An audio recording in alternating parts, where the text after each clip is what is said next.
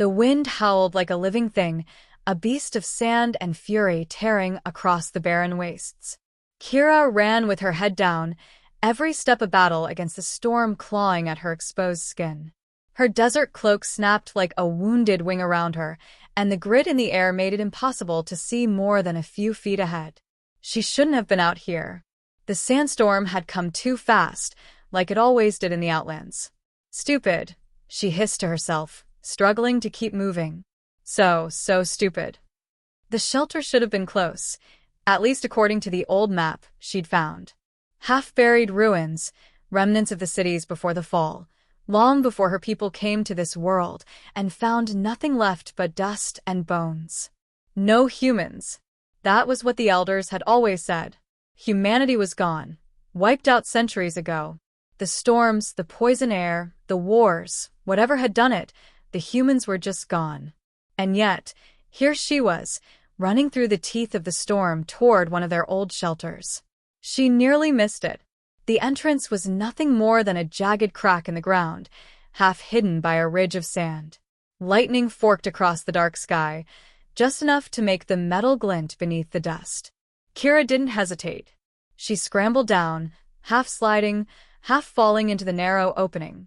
The wind shrieked behind her as if angry to lose its prey, and then she was inside, coughing, spitting grit from her mouth as the roar of the storm became a dull, distant thunder. She pulled down her scarf and blinked in the dim light. The shelter wasn't much to look at. Metal walls, half-collapsed ceiling, a few old crates and broken machines. But it was dry and out of the wind. That was all she needed. Kira sank against the wall, chest heaving. That's when she heard it. A click. She froze. It came from the far side of the shelter in the shadows. A faint metallic sound, followed by the soft scrape of movement. "Who's there?" Kira called out, forcing her voice to be steady. Her hand slid to the hilt of her knife. No answer. She squinted into the gloom, and then a figure stepped out of the shadows. For a moment, she thought it was one of hers. Tall, broad-shouldered, wrapped in desert gear. But the shape was wrong. The clothes were strange, patched from old fabrics she didn't recognize. A mask covered the lower half of the figure's face, goggles hiding the eyes. And then he spoke. "You're real." The voice was deep, rough, carrying disbelief. Kira's breath caught. That accent, she'd heard recordings in the archives. Ancient voices, stored in crystal readers. Human voices. She took a step back, heart hammering. You can't be." He pulled off his goggles. The face beneath was sun-browned, lined with dirt and exhaustion, but alive. Definitely human. Eyes the color of storm-washed earth locked on hers, and for the first time in her life, Kira was looking at someone who wasn't supposed to exist. "Humans are extinct," she whispered, as if saying it out loud would make him vanish. A faint smile tugged at his mouth. "Guess someone forgot to tell me."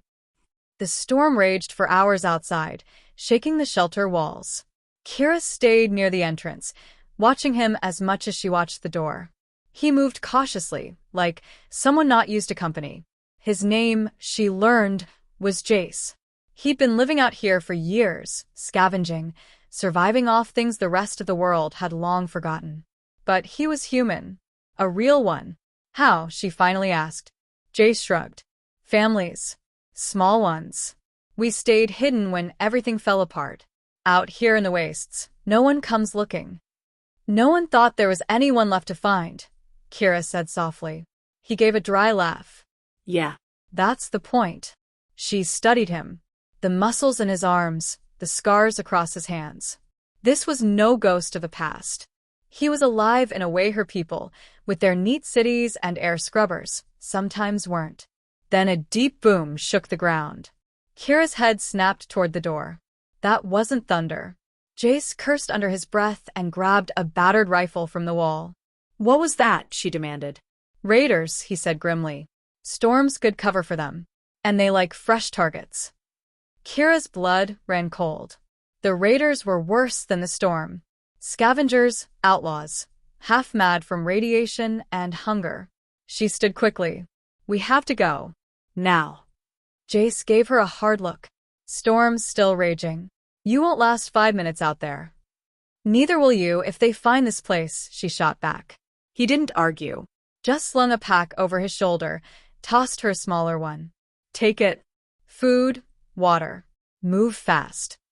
The storm clawed at them the moment they stepped outside, but the thunder of engines behind them was worse. Raiders. Kira ran, lungs burning, sand slicing her face. Jace stayed close, guiding her toward the dark shapes of broken buildings ahead. Then came the first gunshot. It cracked through the storm, sending sand spraying near Kira's feet. She stumbled, but Jace grabbed her arm, pulling her behind the shell of an old transport vehicle. More shots. Voices shouting in the wind. Jace shoved the pack at her. There's an old tunnel under the city ruins. North side. Get there. Don't stop. She stared at him. What about you? He checked the rifle, jaw set. I'll slow them down. You'll get killed. Better me than you. Kira hesitated only a second. Then she ripped the knife from her belt and shoved it into his free hand. Then don't die, she said fiercely. I just found out you exist. Something flickered in his eyes. Surprise. Maybe even a hint of a smile. Then he nodded once. Go. Kira ran. The storm swallowed everything, the ruins, the gunfire, the shouting. Kira pushed forward, following Jace's directions, heart slamming in her chest. She didn't know if he was still alive back there. Didn't know if the raiders were right behind her. But she found the tunnel. A cracked slab of concrete led into darkness, wind howling over its mouth. She crawled inside, clutching the pack like a lifeline. Minutes, or hours, passed before footsteps crunched behind her. She spun, knife ready. Jace limped into the tunnel, rifle slung across his back, blood streaking his arm, but alive. Kira exhaled hard, relief flooding through her. You're insane, she told him. Probably, he said, dropping beside her with a wince. Outside, the storm began to fade, leaving only silence and the wreckage of the day behind. Kira looked at him, the last human, the impossible survivor. No, she corrected herself. Not the last. Not anymore. Because if one human had lived, maybe there were more. And maybe, just maybe, the world wasn't as empty as everyone believed.